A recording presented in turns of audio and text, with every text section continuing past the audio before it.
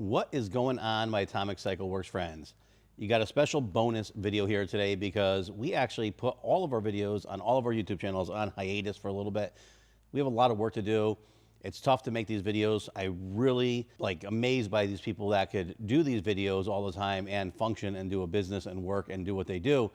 Which brings us to the reason why we're doing this video is we have a really cool, I would say, YouTuber. He's a little old to be a YouTuber, but he is, and his content is phenomenal. I'm envious of it. He sent me a link to use some of his content for this video, I believe, but I'm not that guy. I don't know how to do that. I make these videos barely get by making a video because I make seats and work on cars and bikes. I'm gonna do a little shout out, which you don't really hear me do a lot. If you have the time, make the time. If you're a motorcycle rider and you're into just, you know, I don't want to say the top 10%, but there's when you do this for a living, there's people that go from bar to bar, people that cruise around. Then there's the people who really die hard and ride their bikes. And to me, I love that. I don't have the time to do that. So I love to go on YouTube and watch this. I don't have a lot of time. So if I watch someone like Craig, you know his content's good. He's very good. And it's just so nice to I don't know. I love watching people ride up to Nova Scotia and go to these beautiful places in Canada, in the Northeast, Connecticut, you know, just everywhere they go. It's just really nice to see that. And his channel is that. And he does a lot of really cool things. Like the way he talks about his channel, it's very not me. It's calm. It's gets you involved, and it puts you in a different mental state. And I love that. It kind of reminds me of was it Peter Santinello? Santinello, if I probably butchered his name up. I watch him all the time. He has another channel, doesn't do motorcycles, doesn't ride motorcycles. He's always in cars, but he has a similar vibe. And I don't know, I get hooked when Peter Santinello goes to certain areas. You're entranced by it. He's very confrontational, just kind of goes about it, does his thing, and lets you kind of decide how you feel and what you're feeling. And Craig's videos, to me, have a lot of that same characteristics, and I love it. So, and someone who's in this industry, who you could tell loves it, passionate about it, committed to it, to travel like he's traveling, do what he's doing, and create these videos for people is very cool, and it's very time-consuming, and I appreciate him, and that's why I'm giving this major shout-out. So, now that I rambled on too long, actually, if you're going to check him out, right? I don't know if I already said this or not. You want to go to his website is www.livingofftheslab.com, and his YouTube channel is www.youtube.com. It says /C/Craig Ripley Living Off the Slab. But if you just type in Craig Ripley Living Off the Slab or Living Off the Slab, he pops up. He has a white beard. You can't forget him. When you listen to his channel, it's very calm and nice. It's a good channel to listen to. So I really highly recommend it.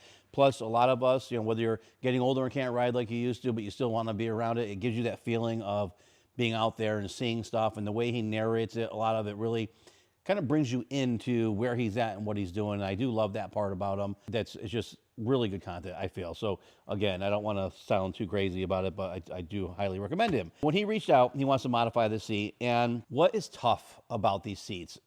Anytime you're doing a sport tour, adventure touring bike, or even street bikes, it's a lot harder to fit people comfort-wise.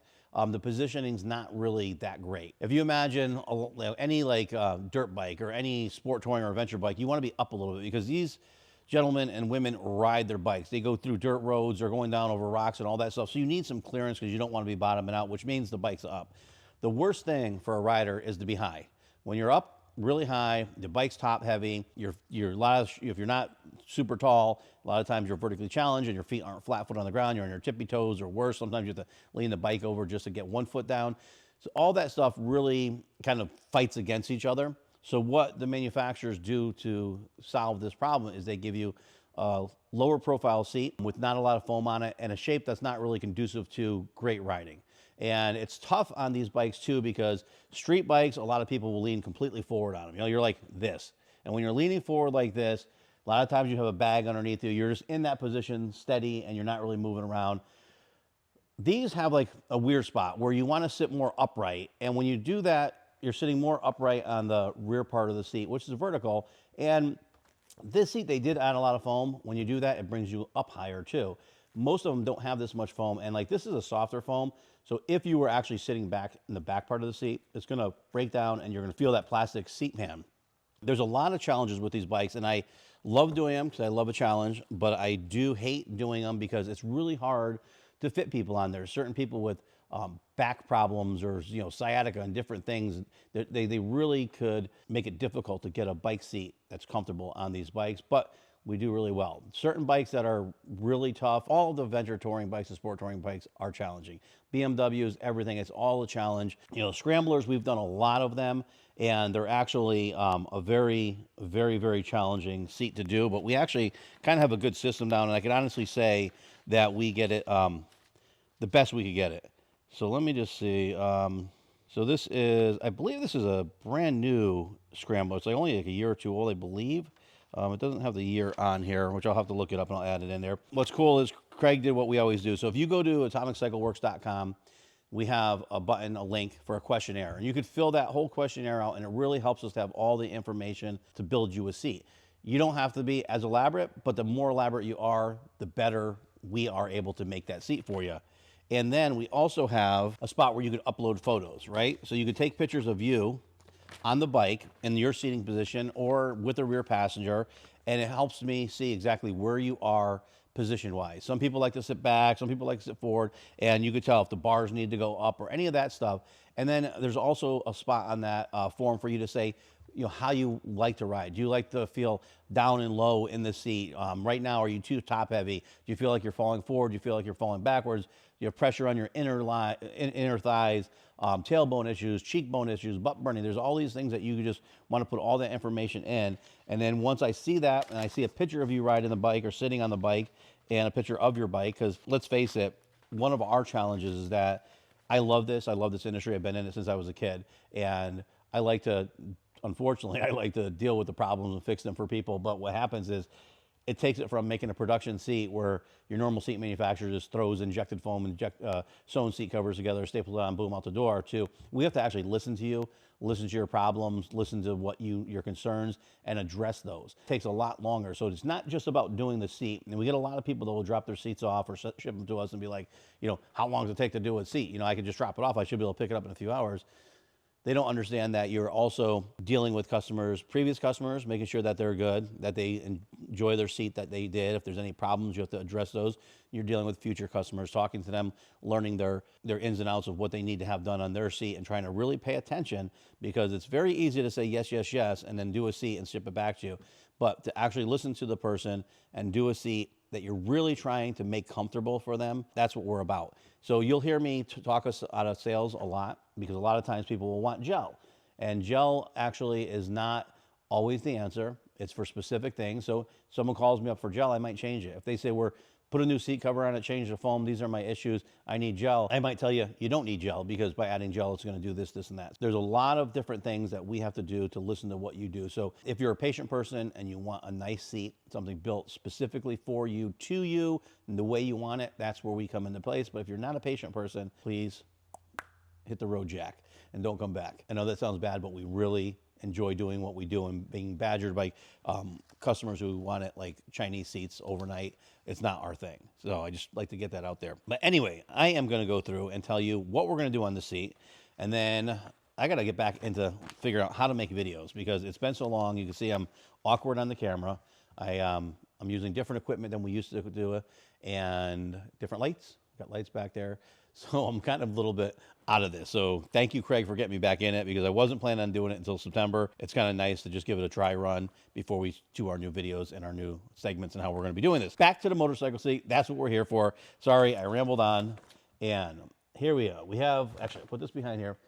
We have, Lewis took the seat apart, right? So his concern is him. So Lewis took all the staples out. If you don't know how to take staples out and you're doing this yourself, we have many, many videos showing you how to do it. We also sell the tools for you to do this with. One of the things that why our videos are been on hold is because we're trying to create it so if you go to our website and you get a staple remover because you want to DIY, do it yourself, you could actually learn why you use certain staple removers and the damages that can happen and precautions. So we're trying to show you what could happen before it happens, so you don't have it happen. It's good to go back and watch some of our other videos on how-tos. But Lewis went and pulled this off, and you can see this does have the plastic on here, right? Plastic, as you'll see in many of my videos, I'm controversial on plastic. Some people say they put the plastic on there because these people ride their bikes, they get wet, and they don't want the foam to get wet. I find if you're using it for moisture, you put the plastic on there, the water gets trapped on top between here and your seat cover. Now your seat cover is going to stink. The one thing that's good about this style seat is it's an old school dielectric pleat, right? They're not real stitching. So if water gets on here, it's not going to fall into any holes because they're not real stitching. Obviously, there is stitching around the sides, but these ones are actually sealed. If you try to pull these apart with a razor blade and get the staples, they're actually really stuck together really hard to keep water from going in the seat. So they're trying really hard not to get the moisture in there. If you ride motorcycles, you know that when you're coming out of hot, steamy, moisture, different change of climates, everything gets kind of damp and gross, and it still happens. And so underneath the seat, to me, it traps it, and then they stink. And I hate the smell of like mustiness on your motorcycle, especially if you keep it inside a garage. I find if the foam gets wet and you let it dry out, it just comes right out and drips through different holes, and it's gone.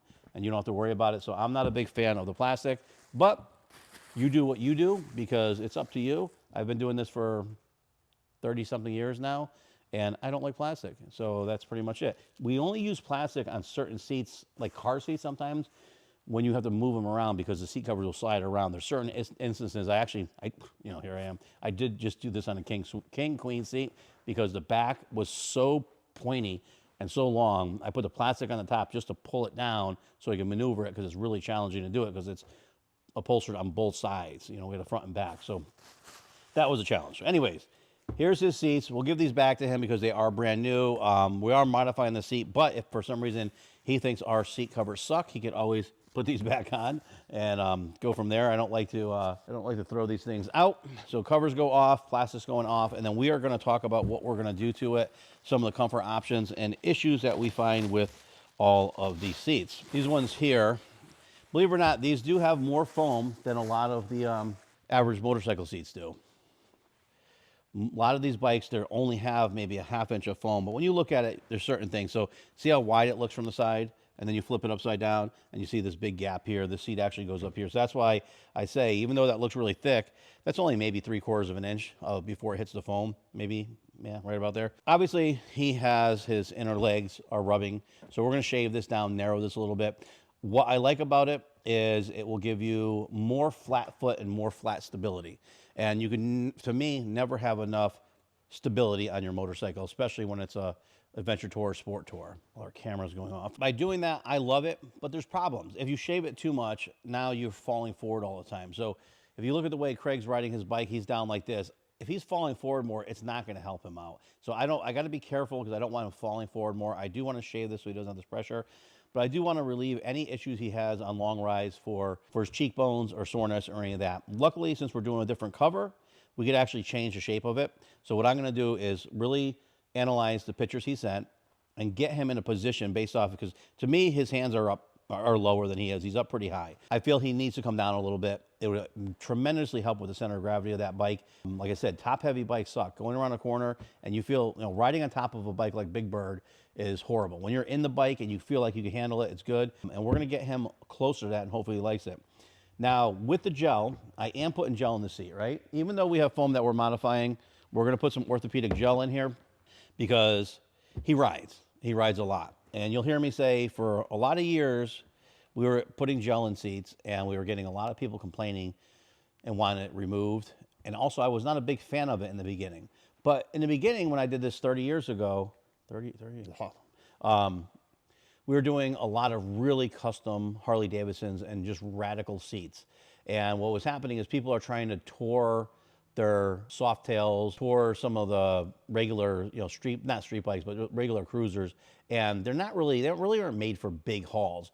And so no matter what you do to those seats, you're adding gel or whatever, just the positioning isn't right. And it's huge. I mean, like the Dynas, pretty much any of the Harleys that we used to do that were not a touring bike, we had a lot of issues with people trying to tour them and just seating position and all that. So we learned over the years, you're better off getting the seat to fit you than just throwing gel at it.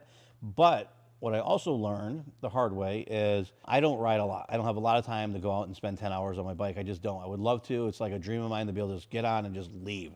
I watch people like Craig do his channel because I can't do that, and I'm envious of it. But what ended up happening is when I sew, and I'm sewing, sometimes I'm sewing for 14 hours straight, so your butt hurts. That's probably why I got this big belly, because you're on that drum stone. I use a drum throne, like a little stool.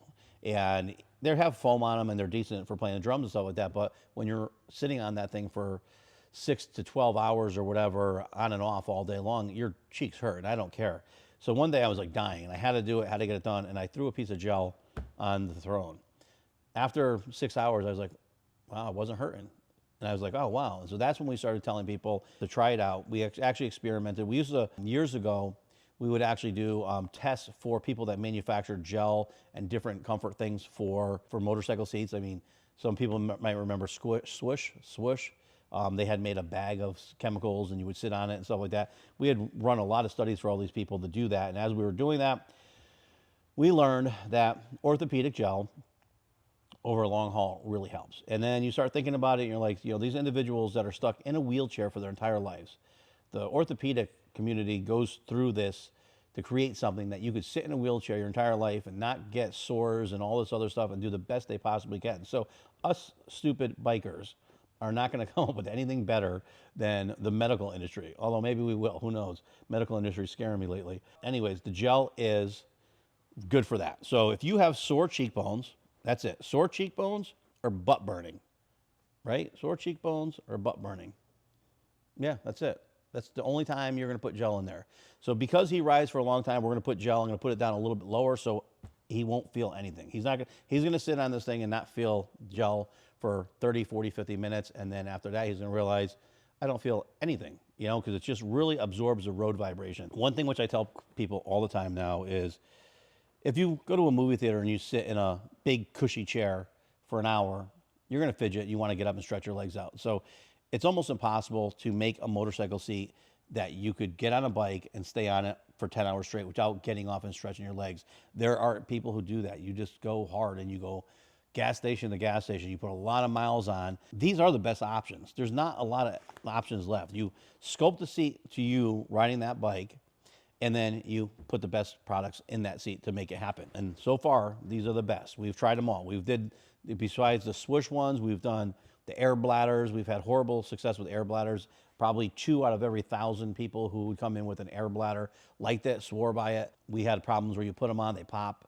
Now your butt's lopsided, stupid things like that. We always go back to good old faithful gel and the proper foams to do that.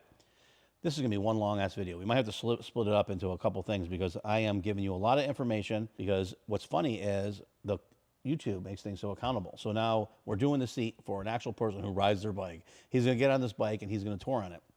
And I want him as comfortable as humanly possible on this seat so that he has a good time and a good ride. And I don't want him to be like, these guys suck. This is the worst seat ever. One thing that we always do too with our customers is, if you listen to our recommendations and there's still an issue, we offer like a limited lifetime warranty. So if you come back and you say that the gel doesn't work, we take the gel out, we'll put a different foam in there. If you say that we told you not to do gel, but you really wanted it and we talked you out of it, we'll come back and put it in for you at no charge. It's kind of crazy, but we really stand behind our work, I actually had a guy, had a motorcycle seat that we did, I don't know, over 20 years ago. And he brought it in to redo it, and I was going to warranty it because I said it's a lifetime warranty and nothing that, it didn't fail. And he said, absolutely not. He goes, that was the best longevity. He forced money on us. He would not take it for free with a warranty. And actually, I just had a guy email me yesterday that he's bringing in a seat that we did 27 years ago. So I'm feeling really old. I also went to a motorcycle swap meet and saw some of our seats in there in the vintage section, which makes you start feeling very old at that time. That's just a little tidbit of history knowledge. And for this seat, we're going to do this. And also what I did, it took a couple days longer than I told Craig to jump on this one, because when people ride for real, there's things that you have to deal with. There's nice foams and nice materials that work well for certain people, for certain things. So like imitation leather is awesome. It looks beautiful. It feels beautiful. It's nice. But when you want to do vinyl, because you ride your bike, if you ride your bike a lot, you're in the weather, you're in the elements, you definitely 100% want to use a vinyl, because the imitation leather doesn't hold up as long, and I'll tell you why. There's a couple reasons. I know we're going into great depth, but I figure if Craig's going to drive all the way around the country with his bikes, we could take a little bit of time to listen to this long-ass video. So here we go. I ordered 3 vinyls. They're all right around 1 million double rubs, right? So some people think it's ridiculous. What a double rub is you get on your bike, you rub it, you get off your bike, you rub it. This stuff you have 1 million times to get on and off your bike before it really wears. So I think that's exceptional, and that's good. Another thing you want to do is you want a marine grade vinyl when you ride your bikes, because if they're going to get wet or moisture, you don't want a fur on there. I ordered these 3 new ones up. We're also looking for more of a production vinyl that we could actually switch to and keep it consistent. And that's another reason why we ordered these 3. When you look at them, you could visibly tell the difference, how this one's a flatter black, and a shinier black, right? So I personally don't like shiny seats. I mean, if you want it shiny, sometimes you could put a little bit of conditioner on it. I don't recommend a lot of conditioner on your seats because you don't want to slip around and fall off your bike. You got your visible differences, and then you have your actual, I would say physical differences, but these 3 are actually on par as a really comparable. So next step I'm going to do is look at the back side of it, right? Marine, marine, marine. This one has a soft material on the back, right? Very mild, not bad. Some vinyls that we have, which I don't have anything around me right now, have a very, very furry back. That's so foam. But with a furry back, that's just a way to trap moisture. You're going to get mildew. You're going to get mold. On boats, obviously, it would be a no-no, because your boats are getting really wet all the time. But on motorcycles, for the serious riders, or if the bike's left outside, that's when you're going to want to go through this. What I did is I said, first off, this feels good, feels a little thicker, and this one feels right in between. It's like those are 3 bears with honey. So I'm going to go and say super shiny, no bueno, right? I don't like the super shiny, gone. And then we're going to look at these 2 and say they look good. This one's a little bit thicker, a little thinner, has the fur. I know Craig puts a lot of miles on his bike, so guess what? You're out of here, furry back. This is still a great vinyl, but it's just, if it's going to get wet, we're not going to deal with it. So now that leads us to this one, which I like because it's not a super shiny finish. It has no material backing, so we don't have to worry about moisture getting trapped in there. And I actually liked a little bit of a flatter finish. And when we accompany this with his heavy red diamond stitching that he wants, it's going to look great. Sometimes that little bit of flatness contrasting with the red is dynamite. That's what we're going to do on this seat. So what I think I'm going to do, because this video is going to be long, is I'm going to do a 2-part video. This one, and then we'll make the seat. And then I'm going to see what Craig wants to do about like collaborating, putting them together, because I don't really know how to do that. I'm not good like that, and I don't have a lot of time. I wish I did. And he's like getting all fancy. I'm seeing him doing tripod videos, all this other stuff. So he's like really getting into this stuff, and I appreciate that a lot, because if you like this stuff, it's, the YouTube stuff is very addicting, because when you get into it, it's fun. It's fun to do it. It takes you out of your day-to-day life of what you normally do, and it's kind of like with Craig's, it reminds me of a daily diary blog. You get to see what you did and go back, and you'll have all these memories and things that you would have forgotten you won't forget. And then, for us who are watching Craig, you get to say, hey, do I want to go here? Do I not want to go here? I thought it was funny because one of the videos I saw that he did, it was like a day that they were protesting something. I think they were protesting Trump or something like that. And he was going through small towns, and they were actually blocked off. And I had trying to stay completely away from politics because they make you crazy. But I'd heard something about it. It was kind of nice to see as he went through, there was like roadblocks, and it was kind of funny because after I watched his video, because I watched it early, it couldn't have been, it was the same day, because there was a protest here in Middletown, Connecticut, and I got stuck in it, and it was like crazy. I didn't even see, I read their signs and I thought they were all kind of didn't make any sense. But anyway, that's cool to see that. I really appreciate going through and seeing that. I really appreciate you guys watching our videos. Please, if you remember to like, share, subscribe, follow, ring the bell. I know we hear it so much we don't do it, but if you just go and do it, it helps our channel grow.